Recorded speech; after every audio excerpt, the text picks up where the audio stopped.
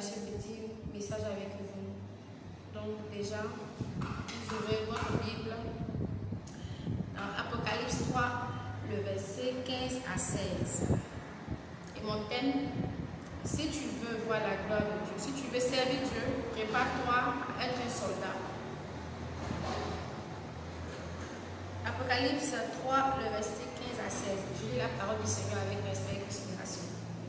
Je connais tes œuvres, je sais que tu n'es ni froid ni bouillant. Puisses-tu être froid ou bouillant. Ainsi, parce que tu es tiède et que tu n'es ni froid ni bouillant, je te vomirai de ma bouche. Amen.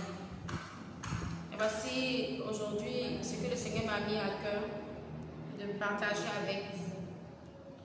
Et je prie que Dieu efface tout ce qui était la chair en moi et que l'Esprit de Dieu vraiment parle au travers de ma bouche, parle au travers de ma personne, afin que des personnes soient édifiées, des personnes vraiment puissent se remettre sur le droit chemin selon la parole de Dieu, selon ce que Dieu désire.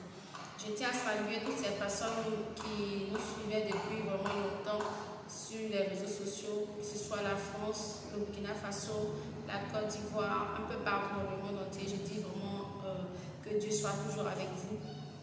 Et je vous remercie d'être aussi là pour moi, bien sûr. Que Dieu vous bénisse vraiment abondamment. Je vais rentrer dans le vif du sujet lorsque le Seigneur m'a mis à cœur.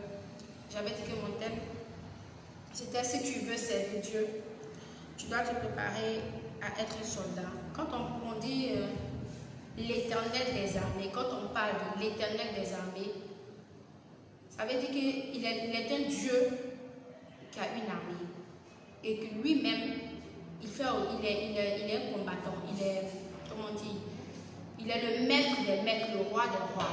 Il est au-dessus de toutes choses. Je tiens aussi à vous dire que quand on parle de l'archange Michael, cela nous revient à dire quoi? Il est le chef de la milice céleste. C'est lui qui est au devant, c'est le patron en griffe, en terre à terre. Voilà. Le chef de la milice céleste, c'est l'archange Michael.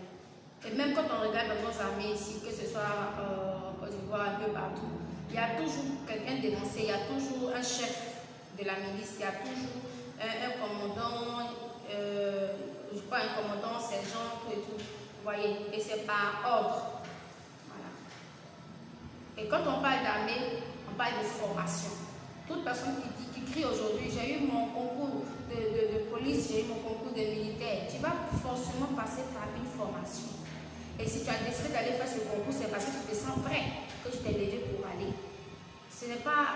L'armée n'est pas faite pour les nonchalants. L'armée n'est pas faite pour les paresseux. L'armée n'est pas faite pour ceux qui ne veulent pas travailler. Non, non, non. Ou qui ne veulent pas se dégoûter. Non, non, non. Mais l'armée est faite pour ceux vraiment qui sont, si je peux dire sans terre à terre, chaud, comme on le dit ici. Il faut se terre à terre, voilà. Pour permettre à tout le monde de me comprendre clairement. Voilà. C'est pareil avec aussi la parole de Dieu.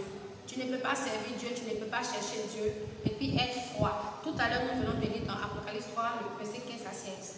La parole de Dieu nous dit quoi? Je connais tes œuvres. Tu n'es ni chaud, tu n'es ni bouillant. Tu n'es ni chaud, tu n'es ni froid.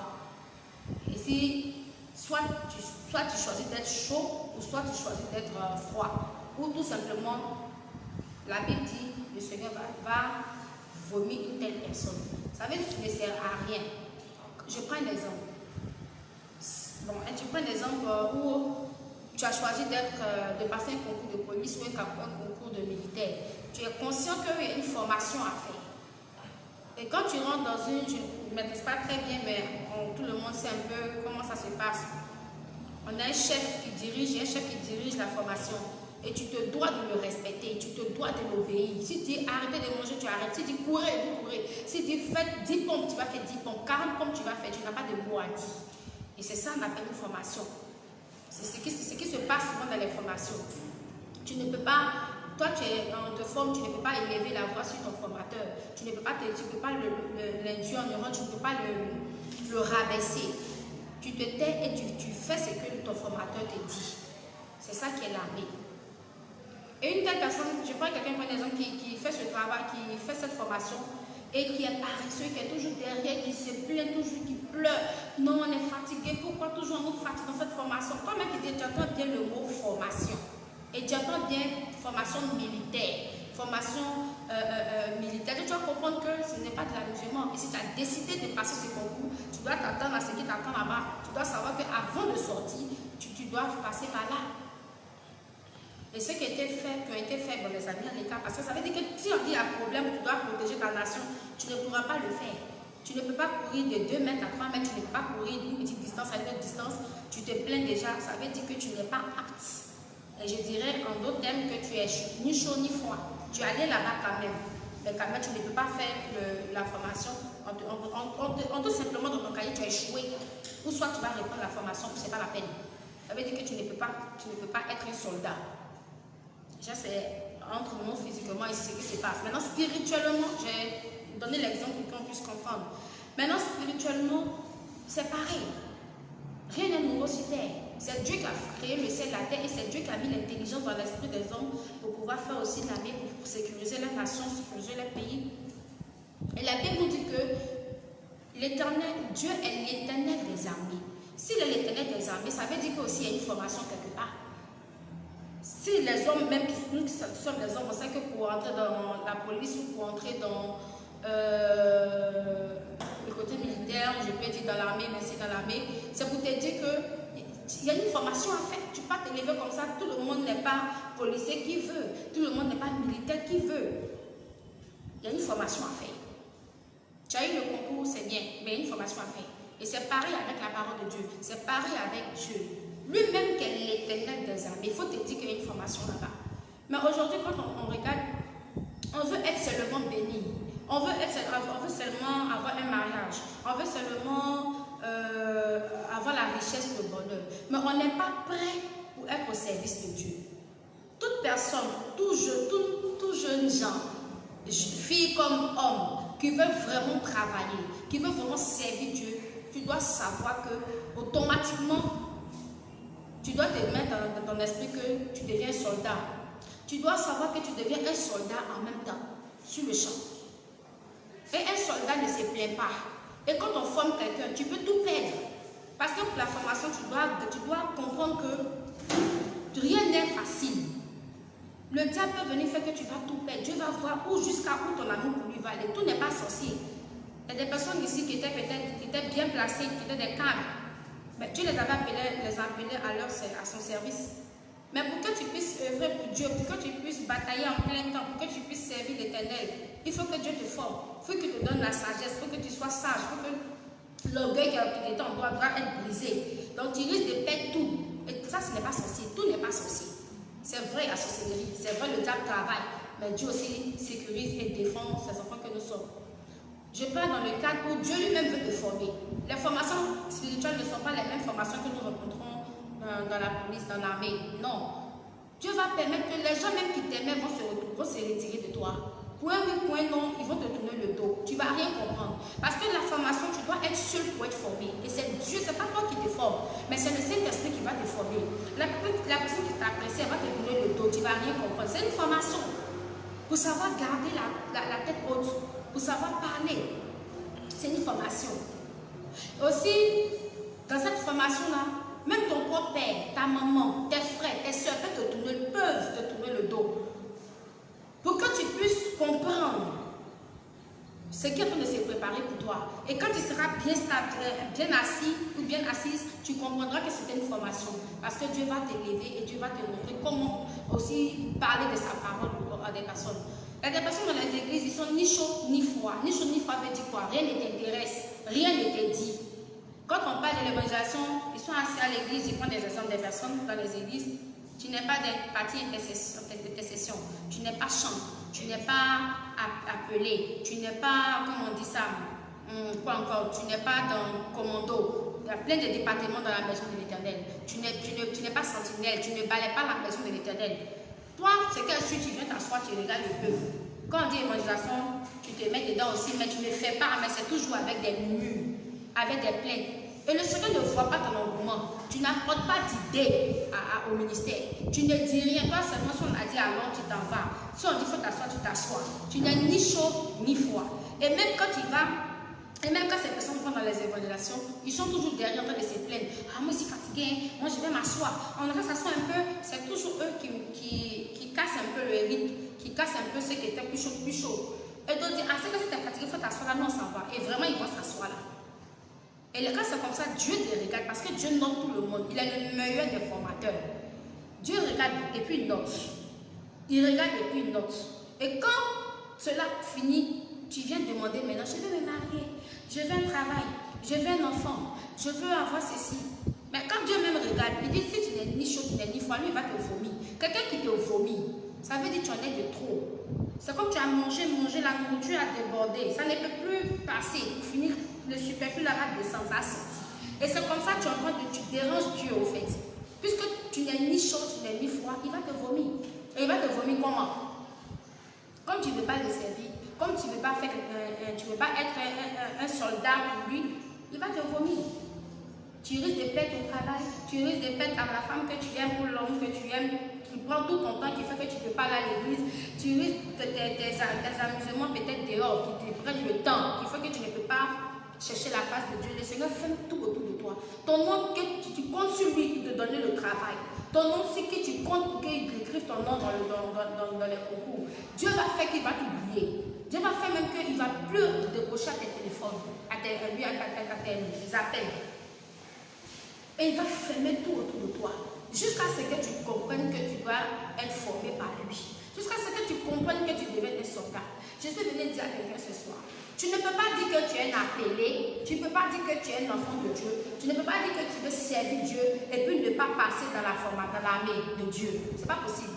Tu ne peux pas dire que tu cherches la face de Dieu. Tu ne peux pas dire que tu veux avoir une vie de prière. Tu ne peux pas dire que tu veux évangéliser. Et puis tu ne peux pas accepter d'être un soldat.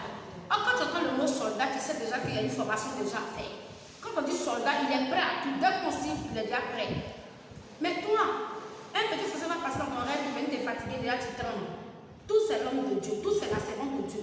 Mais toi-même, en tant qu'enfant de Dieu, Dieu veut te former. Tu dois chercher la face véritable de Dieu. Oui, le bonheur, Dieu a déjà placé ça devant nous. Il a dit dans sa parole, j'ai formé des projets de bonheur pour vous, non de malheur. Il a déjà formé des projets de bonheur pour non de malheur. Ce qu'il attend, c'est que tout le monde se lève et qu'on lui montre que nous sommes ces soldats. Ces soldats, on ne sait pas parler prendre des fusils pour faire du mal aux gens. Non, non, non. Mais c'est pour lève-toi et puis va évangéliser. Dans une maison là-bas, il y a des voisins qui sont malades. Il y a quelqu'un qui ne se sent pas bien. Il y a quelqu'un qui a besoin de Jésus. Dans une famille là-bas, il y a quelqu'un, dans sa famille, on ne se marie pas. La sorcellerie bat son plein là-bas. Mais toi, tu es assis là, tu dis non, mon cher, elle a fait de Dieu la même là. Moi, je le suis comme ça. Tu n'es ni chaud, tu n'es ni froid. Je te dis la vérité, ton Dieu te bénira, comme la parole de Dieu l'a dit. Tu dois chercher la face de Dieu. Tu dois marcher selon les voies de l'Éternel. Même si c'est difficile, tu dois appeler, demander l'aide de l'Éternel. Et quand on parle d'une formation, tout ne peut pas être rose. Non, non, non. Tout ne peut pas être rose. Quand on parle d'une formation, tu dois savoir que tu dois te rappeler, dans tous les noms de Dieu là, il y a Jéhovah, il y a Sabaoth, il y a l'Éternel des armées. S'il y a l'Éternel des armées, ça veut dire qu'il y a une armée. Et qui parle d'armée, parle de formation. C'est que dans la situation où je me trouve là, je prends ça comme une formation. Je dois me lever pour commencer à travailler. Quelqu'un même peut t'envoyer à l'extérieur du pays pour dire, il faut aller faire mon ministère. Bon. Il peut t'envoyer pour ouvrir une porte pour toi, puis il faut aller, comme il y a la paix de Dieu sur ta vie, je t'envoie là-bas. Comment? Ce n'est pas lui qui t'a envoyé. Ça peut être la main de Dieu.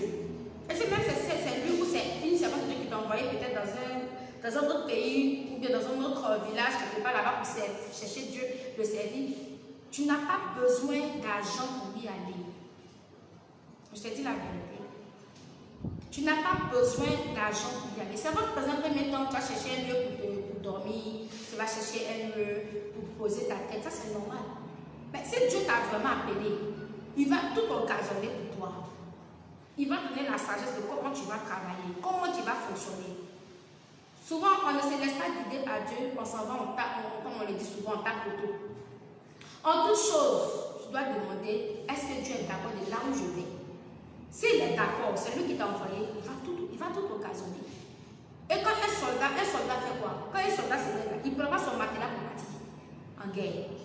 Un soldat ne prend pas son ventilateur ou son climatiseur pour se suivre. Non.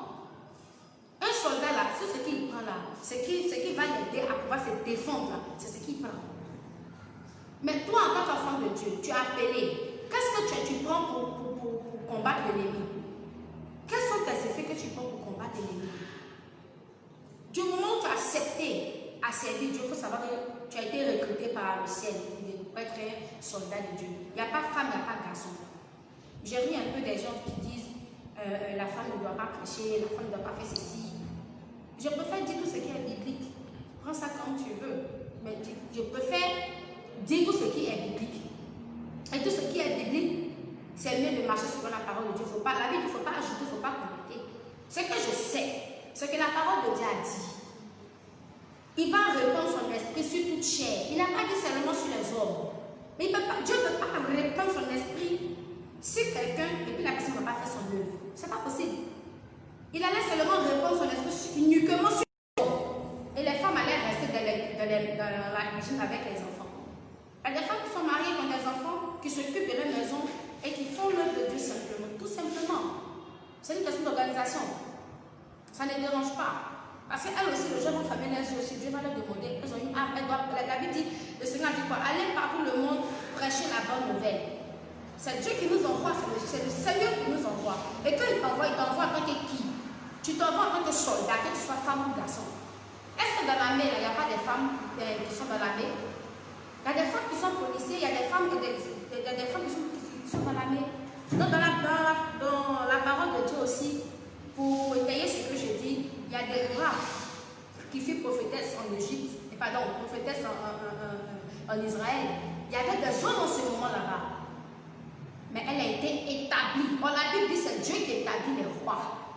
Et si elle était établie en tant que juge dans tout Israël, si elle était prophétesse, c'est que Dieu était avec elle pour remporter la victoire, pour gagner, pour remporter la bataille d'une bataille. Ça veut dire que Dieu était d'accord avec son ministère. Mais pourquoi tout le monde s'élève pour dire que les femmes ne doivent pas prêcher, les femmes ne doivent pas faire ceci? Pourquoi ce sont vos femmes qui plus pour vous à l'église? Là n'est pas mon sujet. Peut-être j'ai envie que je passe par là. Je tiens à vous dire, quand tu choisis de servir Dieu, tu dois savoir que automatiquement, je me répète, tu deviens soldat. Tu as été recruté en même temps par l'Éternel, par le ciel, en tant que soldat. Il ne faut jamais oublier cela. L'Éternel des armées, il a une armée. Et dès que tu dis aujourd'hui, je reconnais, j'accepte Jésus-Christ comme mon Seigneur sauveur personnel, automatiquement, il te note, tu deviens en même temps un soldat pour lui. Et tu as accepté Jésus, tu as quelque chose qui t'a fait accepter Jésus. Tu as vu un changement, tu as vu un miracle, une délivrance, et tu as accepté Jésus. On ne t'a pas forcé. Et dès que tu as accepté d'être Jésus, tu as accepté, de suivre Jésus, ou de servir Jésus, automatiquement, il te recrute en même temps. Et tu dois aussi parler de la bonne nouvelle. Celui qui n'est pas chrétien ne peut pas parler de la bonne nouvelle. Celui qui n'a pas accepté Jésus ne peut pas parler de Jésus. Celui qui ne connaît pas Jésus ne peut pas parler de Jésus. Mais automatiquement que tu acceptes Jésus, il te note en même temps, tu te recrutes, comme je l'ai dit tout à l'heure, il te recrute et tu t'envoies maintenant. Il te recrute pourquoi? Il te recrute dans son armée. Pour quoi faire? Pour aller parler de lui. Parce que tu t'en vas prier pour un malade, tu ne sais pas l'esprit qui est caché derrière ce malade. C'est un combat que tu t'en vas faire, mais un combat quoi? Un combat spirituel. Tu vas prier pour un malade, tu ne sais pas ce qu'il a fait. Peut-être qu'il va aller chercher son poids là. J'ai toujours dit à ceux qui me suivent, le poids là, ça veut dire problème. Donc, c'est comme si tu vas chercher, la personne même allait faire peut-être des marquages, il a caché quelqu'un là-bas, la malédiction est tombée sur lui. Lui là, on ne va pas prier pour lui. Mais si Dieu t'envoie là-bas, tu l'as vu, et tu dois prier pour lui, c'est un combat. Il doit d'abord confesser. Tu vas chasser tous ces esprits que lui-même il allait chercher et les esprits que les gens ont amenés contre lui. Et c'est une bataille. Et spirituellement, ces esprits-là peuvent venir dire, mais il nous appartient, de quel droit tu veux les délivrer? Est-ce que ce n'est pas une bataille? C'est une bataille. Donc du moment où tu acceptes de servir Dieu, du moment où tu acceptes de prier, délivrance, de chercher la face de Dieu, tout ça, tu deviens automatiquement un soldat. Alors si tu n'es ni chaud, tu n'es ni froid, toi donc tu paresses, on te parle de servir Dieu, tu dis non, on n'a qu'à me donner de l'argent d'abord. Excusez-moi, on n'a qu'à me donner de l'argent d'abord, et puis je vais faire l'œuvre de Dieu d'abord. Mais c'est que tu ne peux pas te recruter, tu n'es ni chaud ni froid, Dieu va te vomir. Je suis venu dire ça à quelqu'un aujourd'hui, je ne serai pas long, je suis venu dire aujourd'hui, que tu dois chercher Dieu du moment où tu as accepté crise de ton cœur dans ta vie. Il ne faut pas chercher à gauche, à droite. Ne cherche pas quelqu'un qui va t'aider. Compte sur l'Éternel. Je vous rappelle que nous ne sommes pas une église. Nous sommes une cellule. Nous sommes une cellule. Il faut que je tiens à rappeler cela. Nous sommes une cellule. Et cette cellule-là, Dieu l'a vraiment bénie. Dieu l'a vraiment bénie. Beaucoup de gens viennent trouver la délivrance, la guérison, et Dieu fait. Il y a d'autres personnes qui disent, on vient voir mon moment là, ils sont étonnés de me voir. Ils se disent que peut-être c'est une grande, excusez-moi, c'est une femme un peu âgée là-bas, on va venir trouver. Non. Ton enfant même peut te parler de Jésus dans ta maison. Ton enfant de 5 ans peut te parler de Jésus. Même ton enfant de 3 ans, Dieu peut passer par sa bouche pour te parler. On n'a pas besoin qu'on te donne tout. On te donne l'argent, on te donne tout ce que tu veux, ta chambre d'hôtel, tout ça là, pour que tu partes en mission pour servir Dieu. Non. Quand on dit aux enfants en mission, quand tu dis que tu dois chercher Dieu, que Dieu t'a vraiment appelé, si Dieu ne t'a pas appelé, là c'est autre chose. Dieu peut t'appeler, mais il peut ne pas t'envoyer là où tu t'en vas. Là, il y a un problème. Mais si c'est lui qui t'a appelé et c'est lui qui t'envoie où tu t'en vas, il faut t'assurer qu'il va pouvoir pour toi. Une fois qu'on entend que tel pasteur ou tel servant de Dieu est arrivé, les gens même du quartier vont dire, il y a une place ici pour toi, papa, il y a une place pour toi ici, maman, on peut venir dormir là. Et tu vas voir que le premier jour même que tu vas commencer à batailler, à chercher les âmes, il ne faut pas dire que c'est toi qui fais. Si tu dis que c'est toi qui fais, Dieu qui derrière toi. Parce que de tes propres forces là, tu es dans le monde là-bas, tu ne peux pas faire ça. C'est l'esprit de Dieu qui va te donner cette force. Il suffit d'appeler seulement. Quand tu es dans la mer, là, tu n'as pas de mots à dire à ton formateur. C'est lui qui te guide. C'est lui qui te conduit. Alors pourquoi quand on vient dans la présence de Dieu, lui-même qui nous envoie, qui est le maître des maîtres, le Seigneur des seigneurs, qui est l'Éternel des armées, notre formateur, on le met à l'écart. Et puis nous-mêmes, on tape notre pratique qu'on peut faire. En faisant cela, Dieu ne peut pas te montrer sa gloire. Dieu ne peut pas te montrer sa fidélité. Okay. Excusez-moi. Dieu ne peut pas te montrer sa fidélité. Et je tiens à dire que l'Éternel est avec vous et continuez à marcher selon la faveur divine. Continuez à marcher selon ce que Dieu désire. Laisse-toi tes désirs. Tes désirs de ta chair peuvent t'entraîner hors de la parole de Dieu. Laisse-toi conduire par Dieu. Et s'il t'envoie pour faire son œuvre, s'il t'envoyait véritablement, tu vas voir qu'il pourvoira tout pour toi. Il ne faut pas dire c'est moi qui fais les miracles. Ne dis pas c'est moi qui fais. Ne dis pas c'est moi qui fais tout comment dire. C'est moi qui fais les miracles, c'est moi qui guéris, c'est moi qui fais ci, c'est moi qui fais ça. Quand tu vas dire c'est moi, Dieu qui derrière toi. Dieu qui derrière toi. C'est la chaîne maintenant. Et Dieu te regarde pour que tu changes. Tu ne changes pas. Un jour il va t'ennuyer, un beau matin. Alors quand Dieu t'envoie, tu te tais et puis tu l'écoutes. Parce que c'est ton formateur. Il est mon formateur, il est ton formateur, il est le formateur de tous ceux qui désirent marcher avec lui, qui désirent le suivre en toute sincérité et vérité. Alors, pour terminer, j'avais dit tout à l'heure, mon thème, si tu veux servir Dieu, il faut apprendre à être un soldat. Il faut se dire, mets-toi en tête que tu deviens soldat en même temps. Et qu'un soldat, ce n'est pas un fainéant. Un soldat, ce n'est pas quelqu'un qui paresse. Un soldat, ce n'est pas quelqu'un qui est là, qui n'a pas d'idée, qui n'a pas de point de repère, qui n'a pas, comment dire, qui n'a pas de stratégie. Voilà. Qui n'a pas de stratégie.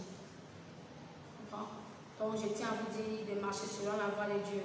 Que tu sois femme ou homme, que tu sois enfant, le Seigneur dit qu'il va répondre sur l'esprit sur toute chair. Alors tu as appelé à servir Dieu. Tu as appelé à marcher selon la voie de Dieu. Il ne faut pas mettre l'argent dans ce que tu fais. Aujourd'hui, quand quelqu'un veut prier pour quelqu'un, il dit non, le Seigneur m'a dit que je dois me donner telle somme. Si Dieu ne t'a pas dit ça, qu'il t'a dit au dernier jugement, il va t'attraper. Il faut qu'il dise ça en même temps. Il ne faut pas mettre l'argent devant, il faut chercher Dieu. Comme je le disais, nous sommes une cellule. Je n'ai pas compté sur quelqu'un. J'ai compté seulement sur mon Dieu, tout simplement. J'ai compté sur mon Dieu. De se demander comment une cellule peut avoir un bureau. J'ai simplement écouté la voix de mon Dieu, c'est tout. Et il a dit fais ça, fais ça, fais ça. Et j'ai respecté. Je n'ai en aucun cas, je ne suis jamais allée voir mon père spirituel pour lui dire il faut m'acheter, j'ai besoin d'un bureau, j'ai besoin d'un local. Jamais. Même s'il ne le dit pas, je sais qu'il est fier de moi. Je le sais. Parce que je ne lui ai jamais dit il faut payer ça pour moi. J'ai besoin de ci. Je veux faire tel bureau. Je veux faire ceci. Jamais. J'ai compté sur Dieu. Parce que quand on dit quelqu'un te forme, c'est aussi ça. Et je tiens vraiment à bénir Dieu pour sa vie. Je tiens vraiment à bénir l'Éternel pour sa vie. Parce que si aujourd'hui je suis ici, en quelque sorte, c'est lui. Et je parle du Bishop Dadi Shekida, c'est lui qui m'a formé. Quand un père veut former, il ne va pas être doux avec toi. Ça c'est clair. Mais s'il est doux avec toi, c'est qu'il n'est pas, c'est qu'il ne t'aime pas. Il faut qu'il te dise ça, parce qu'il ne t'aime pas. Et en aucun cas, je suis allée dire à quelqu'un, il faut venir m'aider pour ma maison, il faut venir m'aider pour le bureau, il faut venir m'aider pour le temps. Non, non, non. Non, non. Je l'ai fait par amour pour Dieu. Et je l'ai fait écouter ce que mon Dieu me dit. Et puis, en tant qu'enfant de Dieu, vous devez être toujours reconnaissant envers vos pères. Vos dîmes ne doivent jamais manquer. Vos offrandes ne doivent jamais manquer. Parce que tu dois savoir, même si ton père t'a mis au monde, même si ton père t'a amené à l'école, il y a quelqu'un aussi qui t'a conduit aussi quelque part. Ton père biologique peut faire ça. Dieu peut amener un autre père qui est un père spirituel. Et si Dieu fait ça, si Dieu permet qu'il fasse ça pour toi, il sait pourquoi. Dans la vie de chaque personne, il y a toujours un passage. Il n'y a jamais d'hasard. Si quelqu'un rentre dans ta vie, je sais pourquoi. Pour t'emmener. Je sais où je suis quitté, je sais où je suis arrivé. Donc vraiment, je tiens à bénir la vie de cet homme de Dieu. Et j'ai pris que Dieu bénisse sa famille. Je tiens à dire aussi que quand tu veux marcher avec un enfant de Dieu, quand tu veux apprendre auprès, tu veux être un soldat, il faut savoir que tu es un formateur. Le premier formateur, c'est Dieu. Le premier formateur, c'est Dieu. Et le second formateur, c'est le Père que Dieu te donne. Voilà. Et tu dois aussi prouver tes preuves à qui? À Dieu. Écouter la voix du Saint-Esprit. Et quand Dieu te bénit, Dieu te fait, il ne faut pas taper ta patine, il faut toujours te retourner. Pour faire tes dîmes, pour faire tes offrandes. Et c'est ce qui est normal. C'est ce qui est normal. Il ne faut pas dire non, c'est un qui est bon, il m'a dit comme ça. Non, ce n'est pas normal. Quand c'est comme ça, Dieu te note. Donc, pour terminer, je veux prier pour tous les enfants spirituels qui sont à l'extérieur du pays, un peu partout, qui me suivent aussi, en Côte d'Ivoire ici. Alors, je veux prier pour vous. Je déclare la faveur de Dieu sur votre vie. Je prie que l'Éternel se souvienne de vous. Je prie que la main de Dieu soit sur votre vie. Je déclare que l'amour de Dieu soit dans votre cœur. Que le service de Dieu soit le premier problème dans votre vie. Que vous-même, vous puissiez faire l'œuvre de Dieu avec amour, avec passion. Et que l'Éternel soit avec vous, un guide, un formateur pour vous. Que les mulus et les plaines s'éloignent de vos vies. Et que l'Éternel conduise vos vies comme il l'entend. Je prie que tous ceux qui ont des pères spirituels et des mères spirituelles, de vous souvenir de ces personnes. Parce que Dieu les a mis dans vos vies, c'est pour quelque chose. Alors je prie que la main de Dieu soit sur vos vies, qu'il vous dirige, qu'il vous garde, que Dieu vous protège. Alors je prie que toute malédiction ancestrale qui parlait contre votre vie est annulée au nom de Jésus. Toute maladie cachée dans l'ombre, dans ton corps, dans ton esprit, dans ton âme, est détruite, est consumée au nom de Jésus. Tout voleur d'ombre, tout voleur d'âme, tout voleur de corps, tout voleur d'esprit qui se levait contre ta vie est maudit à jamais au nom de Jésus. Je réprimande cette personne-là au nom de Jésus. Quand tu dors, pendant la nuit, il y a des personnes spirituellement qui se dédoublent pour venir te faire du mal. Je prie qu'ils croisent la cloche Michael sur ton chemin au nom de Jésus. Toi qui étais à l'extérieur du pays ou dans ce pays ou même à l'intérieur de ce pays, tu cherchais un travail. Je prie que par mes prières, que tu sois appelé maintenant au nom de Jésus. Même là où tu n'as pas déposé. Parce que rien n'est impossible à l'Éternel. Qu'on t'appelle maintenant pour un travail. Qu'on t'appelle maintenant pour un travail. Qu'on t'appelle maintenant pour un travail au nom de Jésus. Toi qui avais un fibrome, qui avait une kyste, qui avait une dystrophie ovarienne. Que mon Dieu te libère pendant que je prie au nom de Jésus. Je décrète et je déclare que toute malédiction ancestrale sur ta vie est nulle et sans effet au nom de Jésus. Ce n'est pas parce que ta mère t'a élevé qu'elle va prendre cette autorité parentale-là, diabolique là, pour venir parler contre ta vie. J'annule toute autorité parentale démoniaque sur ta vie au nom de Jésus. Je maudis les œuvres de la sorcellerie. Je remplace les œuvres de la sorcellerie au nom de Jésus. Je déclare que le travail, pour toi qui travailles déjà, le travail que Dieu t'a donné, que ce travail-là soit sécurisé dans le sang de Jésus et que tu puisses avancer au nom de Jésus. Toi qui cherchais un enfant depuis longtemps, que Dieu bénisse tes entrailles, qu'il bénisse les entrailles de ton mari, qu'il bénisse ta maison. Toi qui attendais depuis une donne, que tu es encore dans le concubinage, je prie que Dieu ait pitié de toi et qu'il t'accorde le mariage légal au nom de Jésus. Je déclare que c'est fait. Je tiens à vous rappeler que nous reprenons notre culte. C'est la cellule, nous reprenons nos séances de prière à Bobo Akeikwa tous les jeudis de 8h30 à midi. Que Dieu soit avec vous. Shalom, shalom. Bisous, bisous à vous.